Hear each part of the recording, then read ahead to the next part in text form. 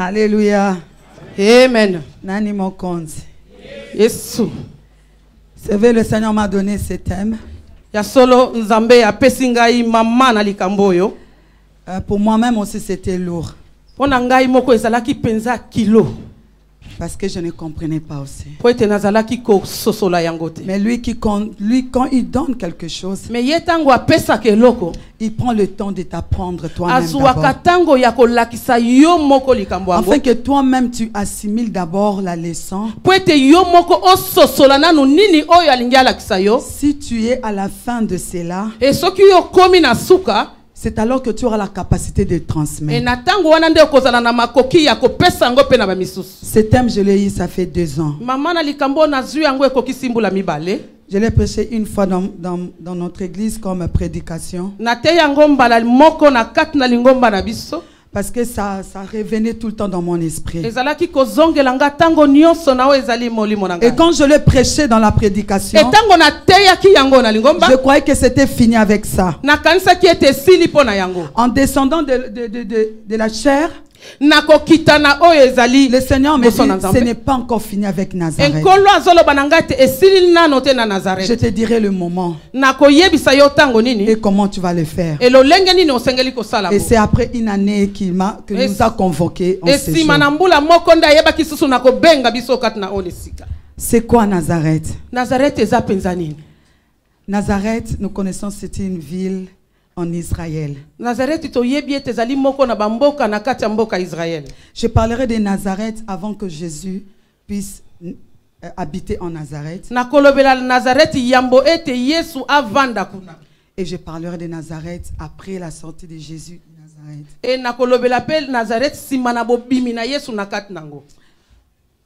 Nazareth. Nazareth, c'est une ville qui avait plus ou moins 400 habitants. C'est une petite ville on peut dire banlieue de Galilée. La population ces temps-là se nourrissait de l'agriculture. Nazareth n'avait pas de beaux bâtiments. Nazareth n'avait rien de spécial que les gens pouvaient aller pour visiter.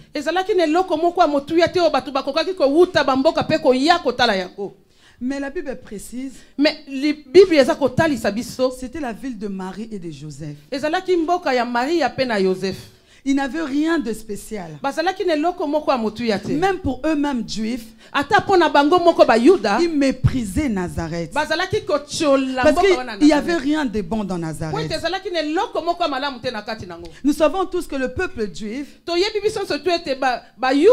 si je m'abuse, parce que c'est un peuple élevé. Mais Nazareth, eux,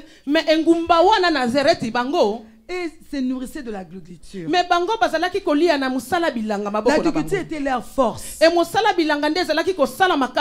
n'y avait rien qui attirait les gens pour venir visiter Nazareth.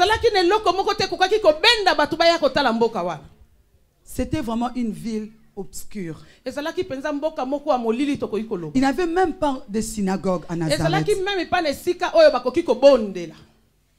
Dans ces temps-là. Et que comme nous savons nous tous, en Israël, de noms comme des villes ont des significations. Et Nazareth aussi a une signification. Nazareth se définit comme une germe. Un germe. Vous savez, quand vous plantez le grain d'haricot, cette petite plante-là qui commence à pousser, c'est ce qu'on appelle germe.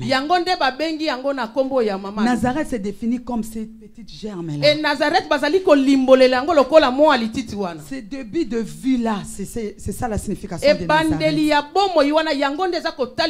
Nazareth. Elle se définit encore comme un rejeton. Rejeton, c'est pour ceux qui connaissent la forêt. Sur le tronc d'un arbre, il y a toujours de petites plantes qui naissent encore attachées à ces troncs. Alléluia. C'est ça un rejeton. Nazareth s'est défini comme un verdoyant. Verdoyant, on voit l'adjectif vert qui est là. Et vert, quand on parle de vert, on voit la vie. On voit la fécondité. Par fécondité, on voit la production. Et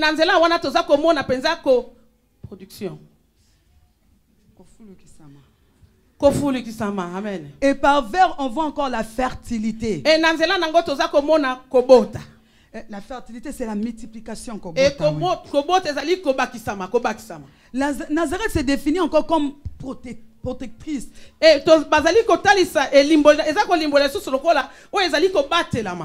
Et protection, nous savons que protectrice, ça vient du verbe protéger. Nazareth s'est défini encore comme un gardien.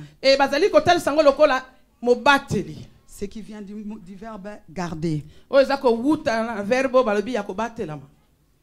J'ai tiré ces Nazareth. Notre texte de base est dans Jean 1,46. C'est là où j'ai tiré Nazareth. Il y avait un jour, Philippe est allé rencontrer Nathanaël. Il dit à Nathanaël, viens. Viens voir, c'est celui à qui Moïse a parlé.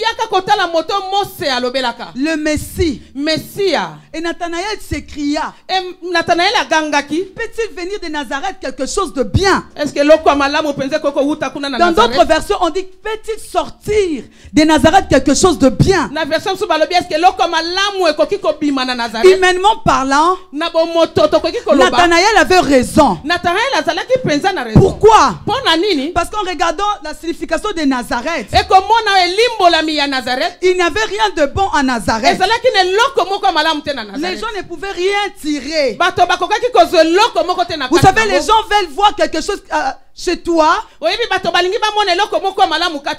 chose avec quoi ils peuvent utiliser, quelque chose avec quoi ils peuvent parler. Mais s'ils ne voient rien, tu es méprisé. Tel était Nazareth. Parce que Nazareth était aussi méprisé par les Juifs eux-mêmes. Parce que extérieurement, même eux les Juifs, peuple choisi, ils ne voyaient pas Nazareth. Bien aimé, même si un grand prophète venait ici, il nous dira des choses, mais il y aura des choses qu'il ne saura pas dire. Pourquoi? Parce qu'il y a des choses que Dieu seul peut voir. Parce que c'est un Dieu jaloux. Parce que quand l'homme voit quelque chose, il essaie d'utiliser la chose, il essaie d'abuser la chose, il essaie de déformer la chose. Et surtout s'il voit que la chose qu'il a vue ne se trouve pas en lui.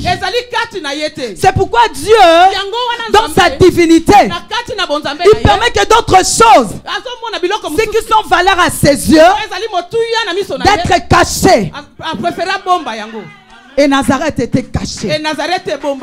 Alléluia. Amen. C'est pourquoi Nathanaël s'écria, peut-il venir de Nazareth quelque chose de bien? Un germe. Ces germes, on peut le fouler au pied.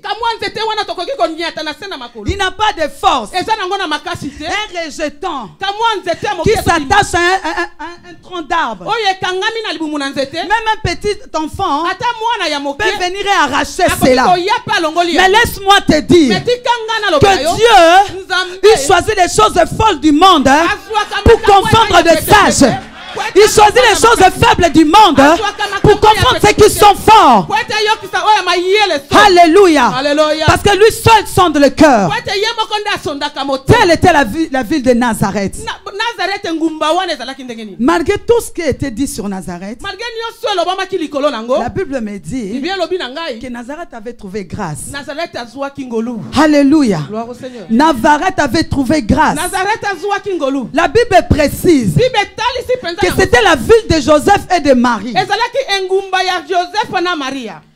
Un jour, l'ange, il vient trouver Marie. Dans cette ville-là méprisée. Dans cette ville-là éloignée des yeux des gens. Dans cette ville-là que les gens ne voulaient même pas savoir ce qui se passe dedans. Pour nous les Congolais et les Angolais, nous dirons que cette ville-là, ça pue de la pourriture. Alléluia. Mais l'ange vient. Il trouve Marie. Ce qui m'étonne, est-ce que l'ange n'avait pas écouté cette odeur? L'ange n'avait pas écouté les médisances des gens. Ce que les gens voyaient, l'ange n'avait pas vu cela. Et il vient trouver Marie. Il dit à Marie, et tu seras enceinte. Vous connaissez l'histoire. Alléluia. Et Marie a cru. Dans la ville où il était méprisé, Marie n'a pas regardé ce que les hommes pouvaient dire.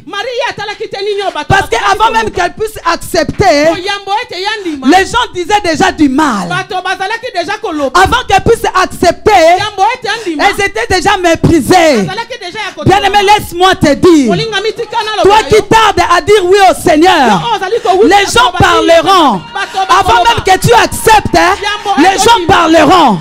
Après que tu aies pu accepter, les gens parleront. Même pendant que tu travailles, que tu montres les œuvres dignes du Seigneur, les gens parleront.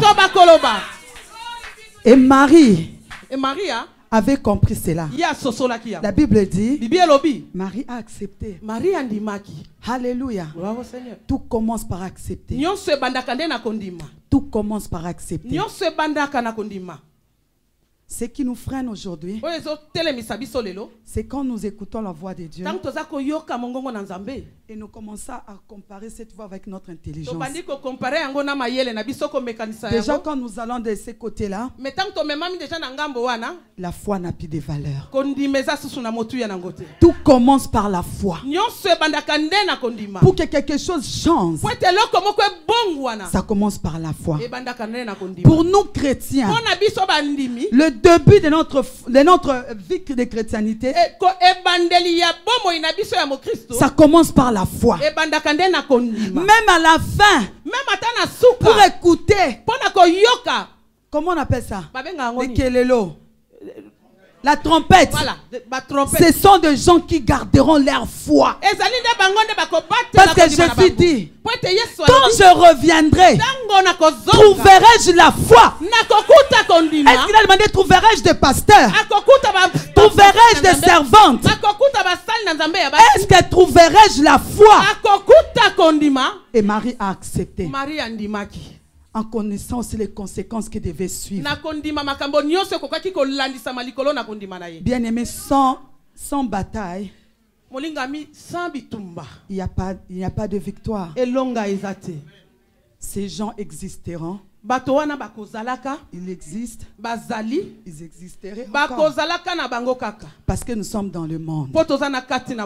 Alléluia. Amen. Et par là, Nazareth avait trouvé grâce. Mais l'histoire me dit ceci dans la Bible. Depuis que Marie avait accepté, elle était devenue enceinte. Les choses ne bougeaient pas, bien aimé.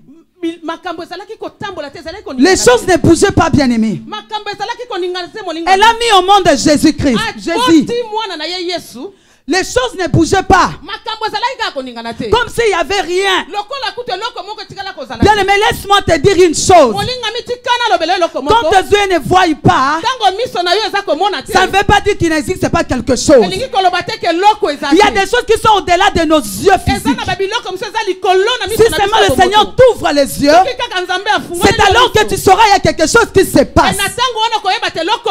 Parce que des fois quand Dieu agit, ce n'est pas par brutalité. Ce n'est pas par des mouvements. C'est par le silence que de grandes choses aussi s'opèrent. Alléluia. Amen. La Bible me dit ceci. Que Nazareth, il n'y avait rien qui bougeait. Les bâtiments aussi, il n'y en avait pas encore. Et le peuple continuait à se nourrir de l'agriculture. 30 ans. Jésus était dans Nazareth. Presque 30 ans si je ne m'abuse pas. Non, c'est presque. Parce que Jésus est né à Bethléem. Après, ils se sont enfuis en Égypte à cause de l'histoire. Et puis ils sont revenus habiter en Nazareth. Pendant tout ce temps-là, Jésus était dans Nazareth. Mais les choses ne bougeaient pas. Il était comme un fils normal, habité parmi les hommes. Mais les gens, comme ils sont toujours négligents, même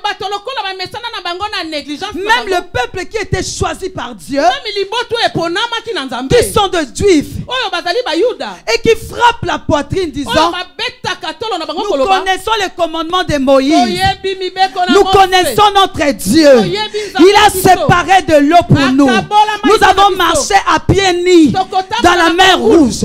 Mais Jésus en Nazareth, ce peuple ne pouvait pas reconnaître que celui qu'ils attendaient était déjà parmi eux. Pourquoi? Parce que leurs yeux étaient bandés, étaient aveuglés, parce qu'ils étaient attirés. Tout ce qui attire n'est pas l'or. Alléluia. Amen. Alléluia. Amen. Et la Bible dit ceci. Pendant tout ce temps que Jésus était là, il n'y avait rien. Il n'y avait pas de miracle. La Bible précise à 12 ans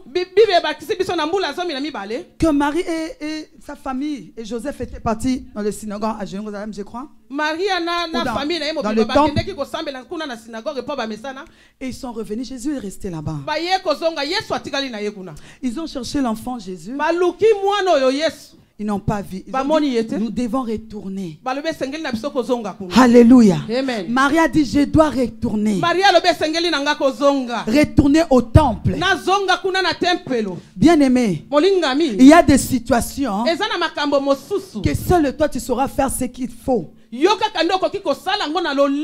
Seul toi tu peux penser ce qu'il faut. Il n'y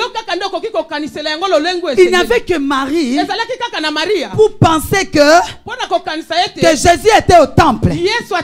Parce qu'elle sait comment il a pris Jésus. Mais toi, bien aimé, des fois tu oublies comment tu as rencontré le Seigneur. Oh, celui qui est à côté de toi ne pourra pas te rappeler. Vous savez pourquoi? Dieu est très intelligent. Lorsqu'on rencontre le Seigneur, chacun est à sa minute et à sa seconde. Nous ne sommes pas 3 ou 4.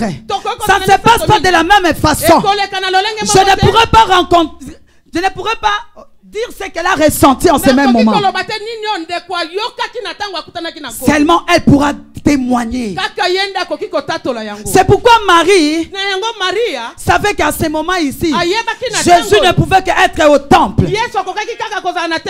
Là-bas, le prêtre était étonné de la maturité de Jésus et de sa sagesse.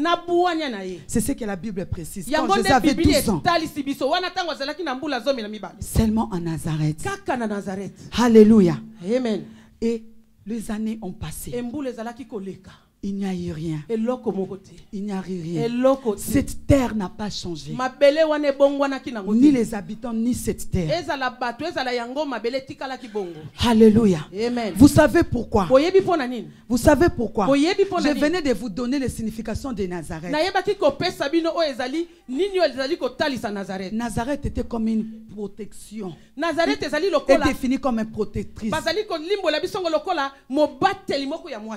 Alléluia. Amen. Une habitation que Jésus avait pris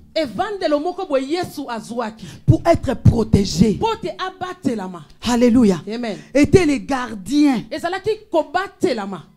Il a gardé Jésus. Pour tout un chacun de nous. Nous le disons, mais peut-être nous ne le réalisons pas. Quand nous rencontrons le Seigneur, le Seigneur nous garde d'abord. Le Seigneur nous protège d'abord. Mais nos yeux voient qu'il y a rien qui se passe autour de nous. Nous voyons comme s'il n'y a rien qui a changé. Alléluia. C'était le cas pour Nazareth. Nazareth, Dieu avait choisi cela comme une habitation pour Jésus. Parce que Jésus était venu pour une mission. Alors il fallait qu'il soit d'abord protégé. Alléluia. Amen. Et il n'y a pas d'hasard dans tout cela. Parce que Jésus et Nazareth aussi, et ils ont des ressemblances. La Bible dit ceci. Dans Ésaïe 53, que lui aussi n'avait ni beauté, ni éclat pour attirer les regards. Ah, bien aimé, pour bien évoluer, il faut être près de quelqu'un qui est semblable à toi. C'est pourquoi nous venons à l'église. Parce que l'église, nous sommes frères et sœurs dans le Seigneur. On suppose que nous marchons le même chemin. Et nous avons un seul Dieu. Nous lui adorons et nous lui connaissons. Alléluia. C'est pourquoi Jésus devait seulement habiter à Nazareth. Parce qu'il savait que ici, si je reste là, jusqu'à ce que le temps sera venu, le monde pourra m'oublier. Parce qu'ils ont oublié aussi Nazareth. Bien aimé, le monde peut t'oublier. Ne crois pas que Dieu t'a oublié. Quand l'homme oublie quelqu'un, c'est alors que Dieu prend soin de la personne. Quand l'homme néglige quelqu'un, c'est alors que Dieu maintenant opère. C'est alors que l'homme crie: Seigneur, je ne peux rien. Seigneur, je ne me suffis pas. Je ne saurais pas. C'est alors que vient le Seigneur. Parce qu'il dit, là où notre intelligence s'arrête, le tien commence. Parce que c'est là où notre force s'arrête. Alléluia. Amen. Nazareth a protégé Jésus. Il a protégé Jésus. Et puis, quand le temps est arrivé, il fallait que Nazareth libère Jésus. Alléluia. Amen. Alléluia. Amen. Nous connaissons l'histoire. C'est à 30 ans que Jésus est sorti de Nazareth pour faire le ministère. Mais vous allez me demander, maman Nana, nous avons compris Nazareth. Mais qu'est-ce que ça a à voir avec une journée de réveil? Alléluia. Amen. Amen. Amen. La Bible dit ceci. Dans Ephésiens 2, 22. Vous êtes édifiés pour être une habitation de Dieu en esprit. Plus loin dans Corinthiens, on dit, ne savez pas que vous êtes le temple de Dieu et l'esprit de Dieu habite en vous. Dans les Actes des Apôtres 17-24, la Bible dit, le Dieu qui a créé le monde et tout ce qui se trouve, le Seigneur du ciel et de la terre, peut-il habiter dans une maison faite de main d'homme? C'est pourquoi Nazareth devait libérer Jésus. Parce que Nazareth était physique. Or, la mission de Jésus n'était pas physique. Jésus était venu reprendre ce qui était physique, le ramener à l'esprit. Il fallait chercher une autre habitation qui pouvait garder et protéger Jésus. Faible comme un germe. Et la Bible dit ceci: moi et toi, nous sommes ce temple. Alléluia. Amen. Et Nazareth devait renvoyer Jésus. Bien aimé, la résurrection n'a pas commencé quand Jésus était à la croix seulement. Mais la résurrection aussi a commencé quand Jésus était dans Nazareth. Parce que Jésus en Nazareth,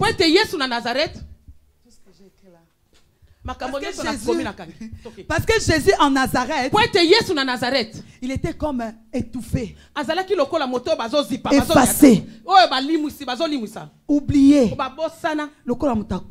comme quelqu'un qui est déjà mort, un cadavre. Parce que même Nazareth lui-même, on l'appelait la ville obscure de Galilée. C'est-à-dire là où il y a l'obscurité, il n'y a pas de vie. Et Jésus en restant là-bas, la Bible me dit, même si on me rend compte qu'il était parti une fois dans la synagogue, il grandissait. Il grandissait tellement qu'il avait atteint l'âge de maturité. Et dans l'âge de maturité, la terre comme de Nazareth ne pouvait plus supporter la grandeur de Jésus. Il fallait qu'il puisse ressusciter Jésus. Il fallait qu'il puisse renvoyer Jésus. Il fallait qu'il puisse sortir Jésus.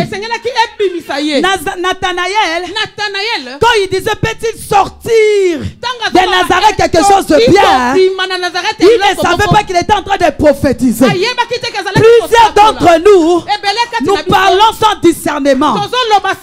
Nous prophétisons, nous ne savons pas la grandeur de ce que nous disons. Il disait des choses qui s'accomplissent déjà, mais même ses yeux physiques ne le voyaient pas. C'est ce qui se passe même à l'église de Dieu.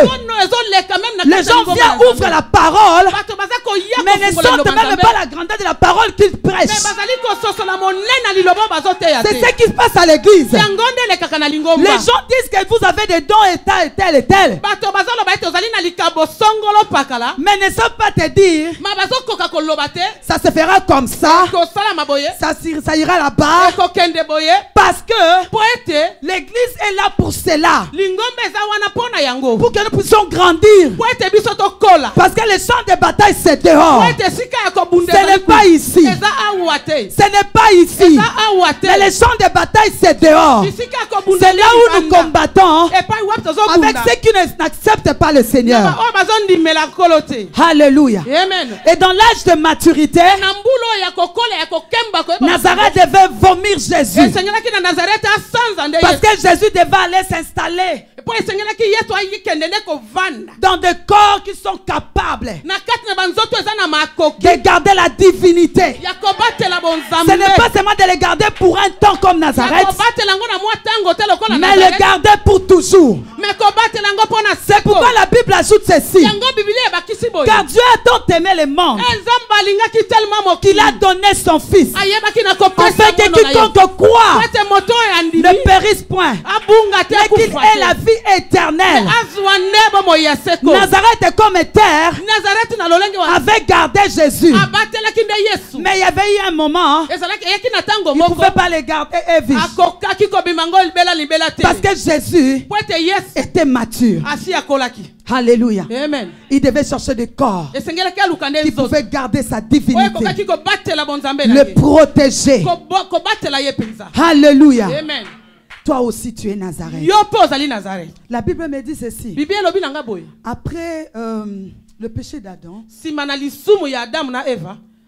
le monde était dans les chaos.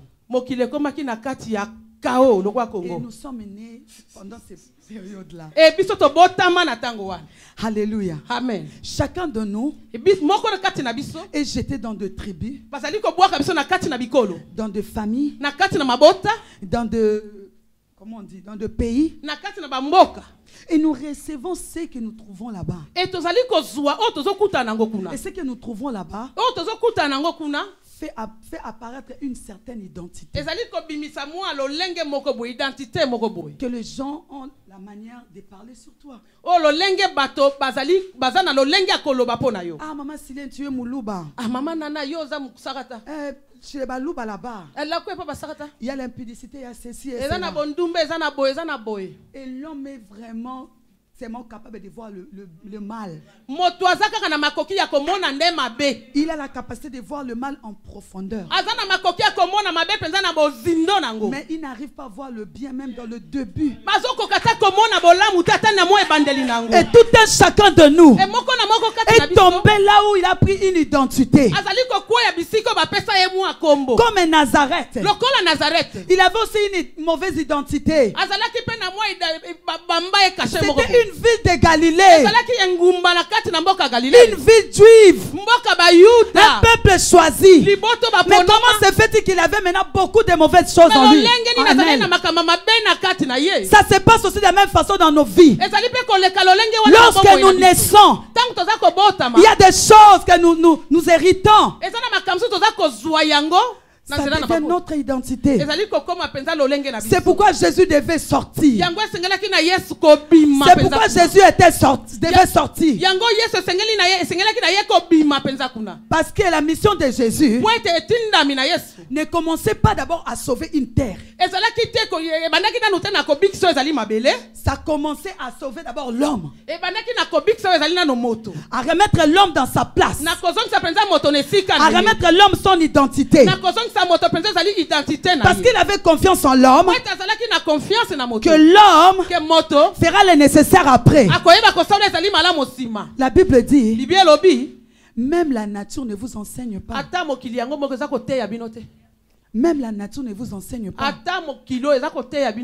Nazareth comme terre a libéré Jésus. Parce que Jésus était mature. Il devait commencer sa mission. Il devait trouver l'homme.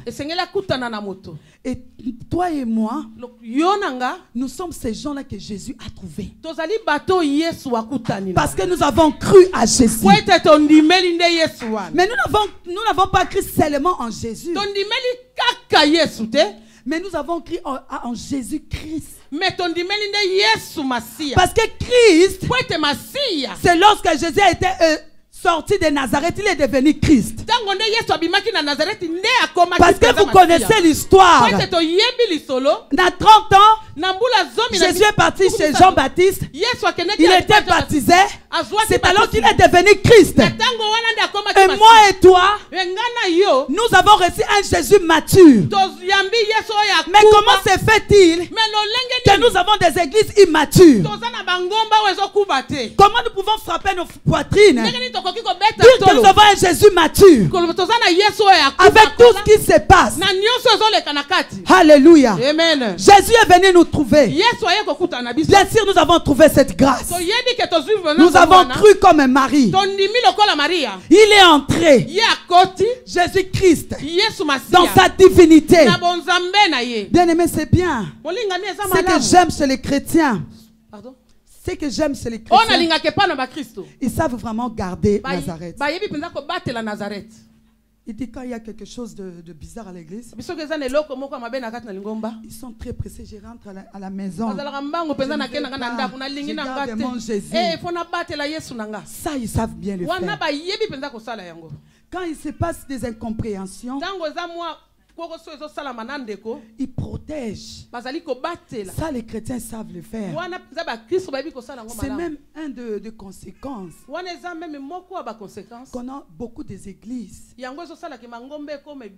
Parce que celle qui est là-bas, il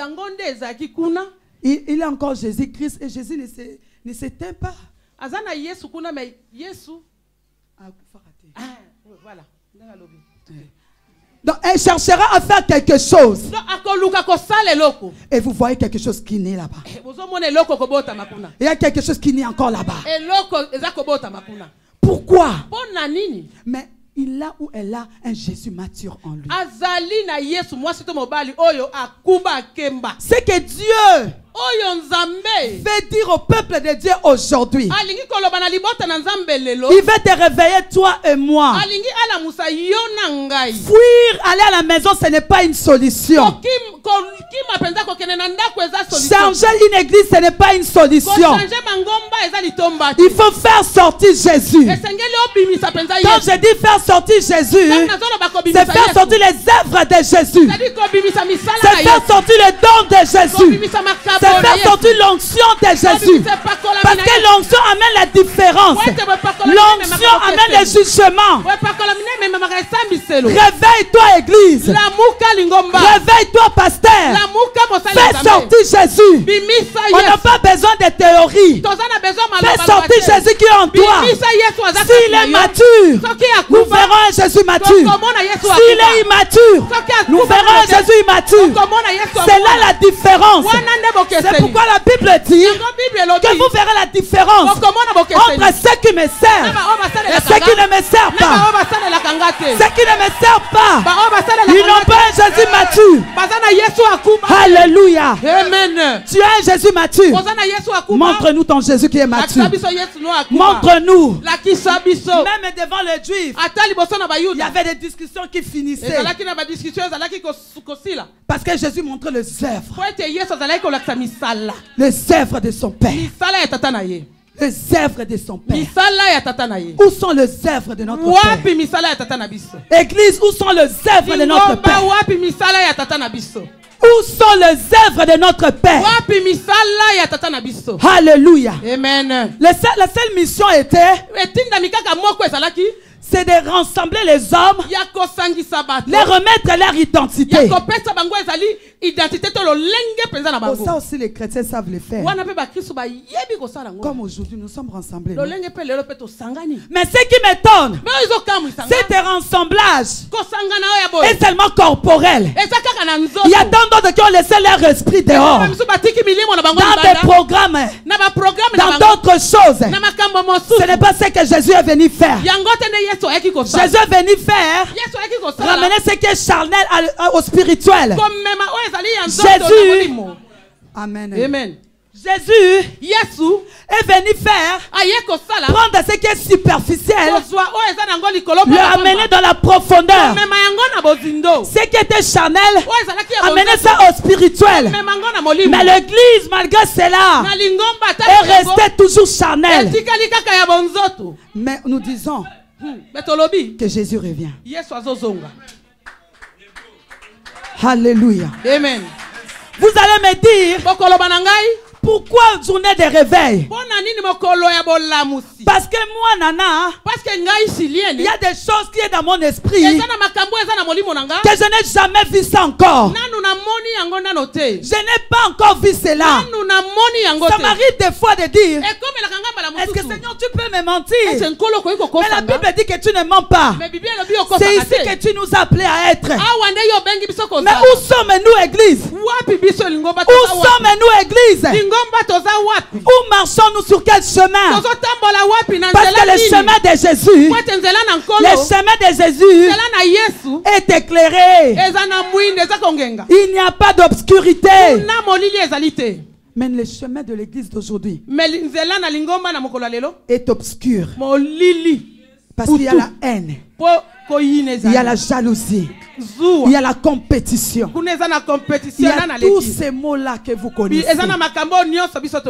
Alléluia. Amen. Alléluia. Amen. Où est le chemin de Jésus?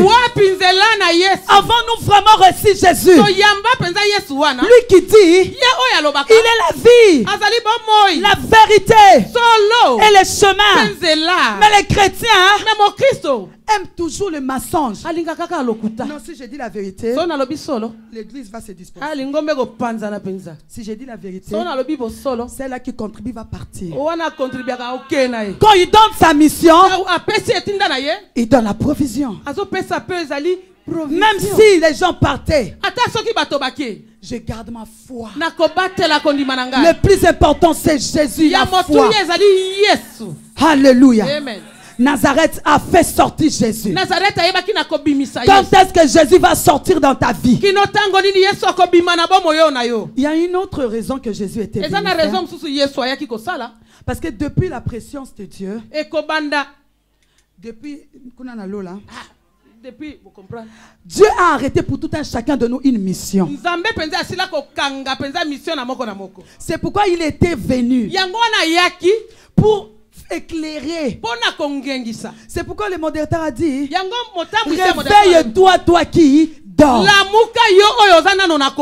Relève-toi d'entre les morts et Christ t'éclairera. Il t'éclairera en quoi? Il commence pas d'abord que toi tu puisses éclairer les autres. Il commence d'abord à t'éclairer toi-même.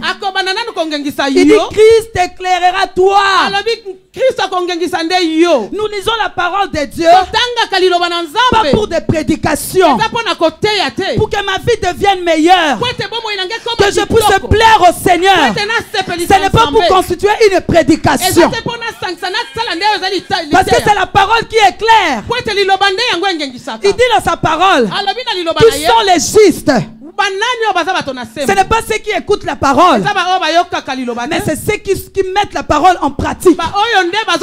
Parce que c'est la parole qui leur justifie. Bien aimé, si tu ne mets pas la parole en pratique, tu n'es pas juste devant Dieu. Mais je m'étonne. Plusieurs de nous cherchent à être juste devant les hommes. Cherche à être juste devant les gens. Les gens que tu cherches à être juste devant eux ne te remercieront jamais. Ni tes enfants, ni tes petits-enfants. Même à la 10e, 1000e génération, ils ne remercieront pas. Même Jésus, quand il trouve un juste, il dit, il frappe la poitrine. As-tu vu mon serviteur Job? As-tu vu mon serviteur Job? Alléluia. Amen. Et quand Jésus dit cela, c'est-à-dire ma vie est assurée, parce que je suis entre ses mains. Il ne permettra pas que quelque chose m'arrive. Alléluia. Amen. Est-ce que Jésus te considère aujourd'hui? Est-ce que Jésus te considère aujourd'hui? Bien-aimé, réveille-toi. Tu as Jésus ou bien tu n'as pas Jésus. Tu as Jésus ou tu n'as pas Jésus. Je m'étonne de ce que les gens interprètent un verset mal, ça m'énerve. Ce verset qu'on dit, si cela dépend de toi, cherche la paix. Même si je vois quelqu'un qui vient dans l'évangile de Dieu avec des choses qui ne vont pas, qui détruit la puissance de mon Père, c'est lui qui m'a racheté. Moi je sais là où je viens avec Jésus. Je te vois. Je te vois. Sois avec ce Jésus. Après j'interprète. Si cela dépend de moi, je cherche la paix. Je lui laisse parler. Bien aimé, tu es dans l'erreur. Tu es dans l'erreur. J'ai vu Pierre quand on était venu arrêter Jésus. Il a sorti son épée. Arrêter c'est quoi? Arrêter c'est dans toutes les situations. Quand quelqu'un veut abuser de Jésus, c'est arrêter les œuvres de Jésus. Alors je dois sortir l'épée. Mais l'épée c'est la parole. Alléluia. Je vais te remettre. Ça n'a rien à voir parce que je suis une femme. Parce qu'en esprit on ne me voit pas une femme. Ça n'a rien à voir parce que je suis ta petite soeur. Tout ça, Dieu ne compte pas cela. Mais Dieu veut que nous puissions nous sauver. Parce que c'est la route que tu prends. Je sais que tu vas aller dans le trou. Alors je dois t'attraper. Arrête. Arrête. Arrête. Alléluia. Amen. L'église doit apprendre à faire montrer les œuvres de Jésus. Là il faut dire arrêtez, arrêtez. Là il faut dire silence, silence. Là il faut dire allons, allons. Faisons confiance à Dieu, faisons confiance. Nous faisons confiance à Dieu, pas aux hommes. Alléluia. Amen. Comme Nazareth, personne ne pouvait savoir que Jésus était dedans. Personne ne pouvait savoir que la divinité elle-même était là. Pourquoi? Parce que la divinité ne se parle pas, mais ça se démontre. Paul a l'obéité. dit ceci. Je n'ai pas seulement parlé pour parler. La parole de Dieu, ce n'est pas seulement dans les parler, mais dans la démonstration de la puissance de Dieu. C'est dans la démonstration. Lorsque je prêche, l'onction de Dieu qui sort, ça c'est la divinité. Alléluia. Amen. Alléluia. Amen. Ce n'est pas le parler. Je sais que quand je parle, vous écoutez. Mais vous sentez autre chose. C'est ça la divinité. La divinité, quand elle est là, je ne veux pas vous dire applaudissez. Parce qu'elle prend soin.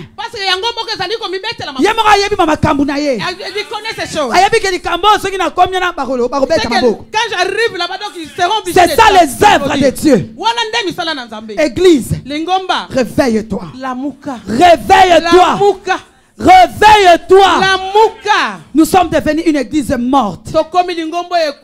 Il n'y a pas de différence entre les non-croyants et nous. Nous sommes au pied d'égalité. Mais l'église oublie une chose. Que nous sommes au temps de la fin. Il faut que ces œuvres puissent être démontrées. Moi je m'étonne d'une chose. Quand quelqu'un qui est germe comme un Nazareth fait sortir une parole de vie, au lieu que les gens de dehors puissent venir étouffer, ce sont ceux de dedans qui étouffent cette vie. Comme les Juifs étouffaient aussi Nazareth. Ces choses n'ont pas commencé aujourd'hui. Mais ça c'était le temps d'avant. Avant que Jésus vienne. Mais aujourd'hui ce n'est plus comme ça. Parce que même un Nazareth n'a pas pu contenir Jésus. Qui peut contenir Jésus? Qui peut garder les œuvres de Jésus? Qui peut arrêter quelqu'un que je dis à élever? Qui peut abaisser? Qui peut le noyer? Qui peut le tuer? Si je n'accepte pas, je ne serai pas tué. Même quand il y a des tentations, même quand il y a de l'épreuve, c'est à moi de donner l'accès. Si je ne veux pas, ça n'entrera pas chez moi. Parce que dans l'homme, c'est l'esprit. Et si mon esprit est fort, combien même qu'il y ait des tourbillons, je resterai debout. Je ne sortirai pas de mon église, mais je prierai le Seigneur. Il m'a donné un chemin pour le rencontrer. Il a dit la prière. La prière. Je prierai le Seigneur.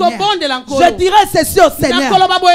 Même si ces gens ne voient rien, mais je sais que tu as fait comme moi. Même s'ils sont dans l'erreur, oh Seigneur, permets, même à travers moi, moi qui sortent de leur obscurité.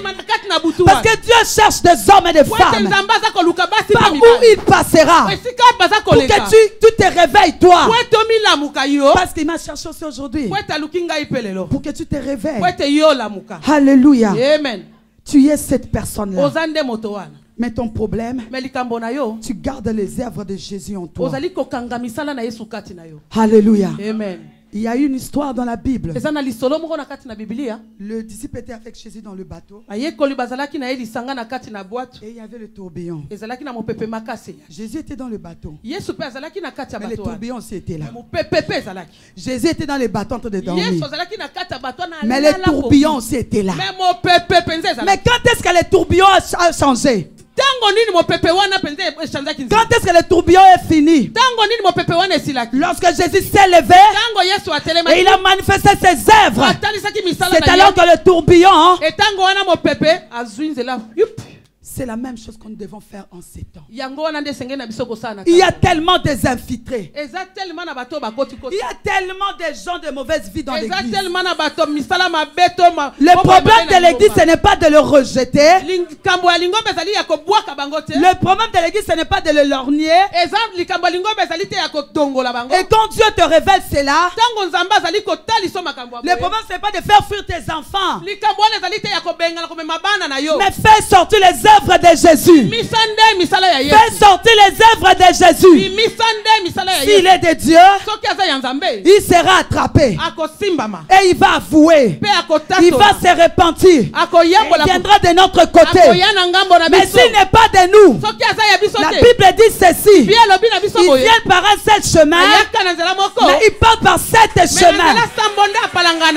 Alléluia. Et il laissera l'église œuvrer en tranquillité. Et pour terminer, alléluia. Amen. La Bible dit ceci. Vous êtes la lumière du monde. Une ville située sur la montagne ne peut être cachée. Mais qu'est-ce qui faisait la différence à cette ville? C'est la lumière. Alléluia. Amen. C'est la lumière. Dans Genèse 1, 2, je crois, la Bible dit ceci. La terre était informe et vide. Mais l'Esprit de Dieu s'est levé. Lorsque Dieu a vu cette informité, c'est chaos. Qu'est-ce que Dieu a fait? Il a dit que la lumière soit. Alléluia. Amen. C'est dans la lumière qu'on constate les choses. Ça c'est rouge. Ça c'est bleu. Ça c'est jaune. C'est dans la lumière que nous saurons les œuvres. Ça c'est les œuvres de mon Père. Ça c'est du monde des ténèbres. Mais si tu n'as pas la lumière, comment tu sauras discerner ces choses? C'est pourquoi dans ce temps de la fin, nous devons avoir la lumière, exploser cette lumière en nous. Pourquoi? Pourquoi la lumière? On a ouvert cette salle à 14h ou 13h, je crois. On a allumé des lumières. Mais aussi longtemps que nous sommes là, elle est allumée. Si quelqu'un ose toucher cette lumière, elle devient un feu. Alléluia. Amen. Cette lumière se transforme en un feu. Dieu nous a donné une solution. Quand le diable avait péché, Satan, Lucifer, Dieu nous a montré la solution. Comment le finir lui et ses œuvres. Alléluia. Amen. Dieu a dit ceci. Les anges les ont précipités. Mais Dieu les a promis le feu. Une seule chose, le feu. Bien aimé, si tu veux que les choses s'arrangent dans ta vie, commence par la lumière. Maintiens cette lumière par des jeûnes et des prières, la lecture de la parole, elle deviendra un feu en toi. C'est pourquoi on dit dans le dernier jour, mes serviteurs et mes servantes seront de flammes, de feu. Parce que ce qui anéantit le diable, c'est le feu. C'est la lumière et le feu. Alléluia. Amen. Parce que le feu consume leurs œuvres. Alléluia. Amen. Alléluia. Amen. Il y a une histoire qui me revient. Il y a un aveugle né de naissance. Et quand Jésus l'a guéri, vous connaissez l'histoire. Les gens du quartier commencent à dire, est-ce que c'est lui? C'est pas lui. Mais la personne n'avait pas changé. Même un aveugle a toujours des yeux ouverts. Alléluia. Amen. Il n'y avait rien qui avait changé. Physiquement. Mais intérieurement. Il avait reçu une lumière. Un feu. Vous savez, quand tu es dans une maison où il y a la lumière est très profonde. Toi-même, tu as du mal même à voir. Plusieurs disent, c'est ce qui se passe pour nous aussi chrétiens. Si nous voulons que le diable puisse nous craindre le Jésus qui est en nous, nous devons voir cette lumière et ce feu.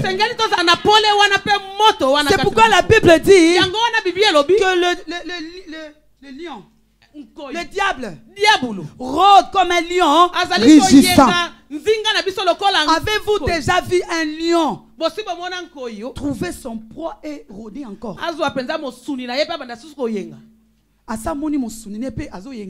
Il a déjà vu sa proie et continue toujours à... Je n'ai jamais vu les lions pareils. Alléluia, je n'ai jamais vu un lion pareil. Mais pourquoi le diable rôde comme un lion? Parce que la lumière est tellement grande, et lui il est dans les ténèbres. Il ne saura pas pénétrer cette lumière. C'est pourquoi il rôde. Il cherche. Quand est-ce que toi-même tu vas faire entrer les ténèbres pour qu'il y ait la possibilité d'entrer? C'est pourquoi il rôde. Mais si toi tu as la lumière, si moi j'ai la lumière, si nous avons la lumière aujourd'hui, où fuira le diable? C'est pourquoi ces jours-là, à la chambre haute, il n'y avait que la lumière. Il n'y avait que la lumière. Le diable ne pouvait pas venir. Et l'esprit était descendu. Alléluia. Amen. Alléluia. Amen. La lumière c'est l'esprit lui-même. Alléluia. La lumière c'est l'esprit lui-même. Aujourd'hui l'église de Dieu ne marche plus avec l'esprit. Il marche avec l'expérience. Il marche avec les habitudes. Et avec le lolenge des Congolais et les Angolais. Ce n'est plus l'esprit qui est dirigé. Parce que nous comprenons beaucoup de choses qui se passent à l'église. Mais moi, je lis dans la parole que quelqu'un qui a l'esprit de Dieu est comme le vent. On ne sait d'où il vient, où il va. Tel est pour des personnes qui sont en esprit. Mais comment dans nos églises, nous savons d'où nous venons et nous savons d'où nous allons. Alléluia. Amen. Pour dire que ce sont l'intelligence. Mais aujourd'hui, bien aimé, arrête cela. Laisse Jésus lui-même s'exprimer en toi. Laisse Jésus lui-même s'exprimer en toi. Il sait bien s'exprimer. Amen. Alléluia. Amen. Même quand les Juifs, les pharisiens et tous venaient avec le piège dans la parole, personne ne pouvait arrêter. Parce qu'il sait parler lui-même. Il sait bien se montrer. Mais ton problème est que tu as étouffé Jésus en toi. Tu as gardé Jésus en toi. Libère Jésus comme un Nazareth. Libère Jésus comme un Nazareth. Libère Jésus comme un Nazareth. Dans la parole de Dieu, on dit que même la nature attend la révélation de Fils. Nous savons que Jésus est né à Bethléem.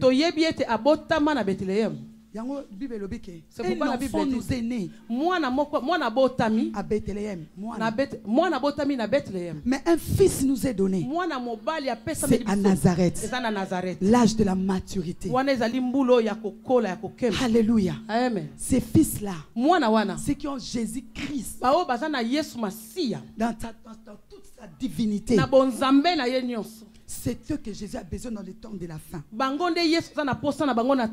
Parce que vous savez quoi? Même la nature attend la délivrance. Même les animaux attendent la délivrance. Tu sais le problème qui vient dans ta vie? Peut-être que tu ne sais pas. C'est une situation qui a aussi foi que toi. Toi, tu auras la capacité de le remettre dans l'état initial. Parce que tu es un fils. C'est-à-dire quand la maladie vient, la foi que toi, et la maladie elle-même a la foi tu vas les transformer en guérison. Alléluia. Amen. Quand le manque d'argent vient, le manque d'argent a la foi. Parce que la Bible dit il s'est fait pauvre pour que nous soyons enrichis. Ici que toi là, tu vas lui finir la pauvreté. Mais c'est toi qui manques la foi. C'est toi qui manques la foi. Ces choses-là ne viennent pas pour nous affaiblir, mais ils viennent pour retourner à l'état initial. Parce que c'est ça en fait le but de la lumière que nous avons reçue. Voir que cette chose est devenue noire, mais au commencement elle était blanche. Oh, que je suis fils. Qu'est-ce que la parole me dit? Que son sang purifie. Alors j'invoque le sang de Jésus et puis se purifier. C'est ce que la lumière fait de nous. Alléluia. Amen. Réveille-toi, Église. Réveille-toi, Église. Tu as eu la grâce, comme Nazareth, d'accepter Jésus. Mais il te reste une chose, de libérer Jésus. Nous devons partir de la grâce à la gloire. C'est les œuvres de Jésus qui apportent la gloire. C'est pourquoi nous savons que l'Église n'est pas encore arrivée à la gloire. De la grâce à la gloire. Nazareth comme terre a compris ces choses. A combien plus forte raison, moi et toi, combien formés selon l'image et la ressemblance de Dieu. Pourquoi avons-nous nos Bibles? Pourquoi portons-nous toujours des Bibles? Pourquoi nous sommes toujours dans des polémiques banales? La Bible est la tablette. Non. La Bible est à Mounene. Non. La Bible est à des choses banales. Voilà. Alléluia. Amen. Cette version est la bonne. Là-bas, ce n'est pas la bonne. Là-bas, là-bas. Celui qui enseigne, c'est le Saint-Esprit. Égale version au Nazanango. Si j'ai le temps de rester avec lui, il va m'apprendre ce qu'il veut de moi. Il ne m'apprend pas pour vous, il m'apprend pour moi-même. C'est pour moi-même. Pour que je devienne meilleur. Alléluia. Amen. Alléluia. C'est pourquoi nous disons l'église. C'est toi, c'est moi, c'est Alléluia. Amen. Et l'échappe, c'est Jésus. Alléluia. Amen. Réveille-toi, toi qui dors. Lamuka yo yo lali. Quelle est ta mission? Mission etindamina yo ezanini. Qu'est-ce qui t'a freiné? Nini eza ko telemisa. Apôtre Paul a dit que tu courais bien. Apôtre Paul lobi ozalaki ko kima bien. Qu'est-ce qui t'a arrêté de courir? Qu'est-ce qui t'a empêché de courir? Les paroles des gens ne peuvent pas m'empêcher de courir. Les situations qui se passent à l'église ne peuvent pas changer la couleur que Jésus est en moi. Ne diminue même pas l'onction en moi. Ne change même pas les dons de Dieu en moi. Mais pourquoi je suis concentré à ça? Mon regard est fixé vers Jésus. Il dit à moi la vengeance, à moi la rétribution. Quel que soit ce qui se passe, je me confie à l'Éternel. Je n'ai pas la force de me battre. Il sait bien se battre. Il n'a jamais échoué. Aucun combat, il n'a jamais renoncé. Nous voyons même des grands boxeurs renoncer au combat. Mais pas Jésus. Mais pas Jésus.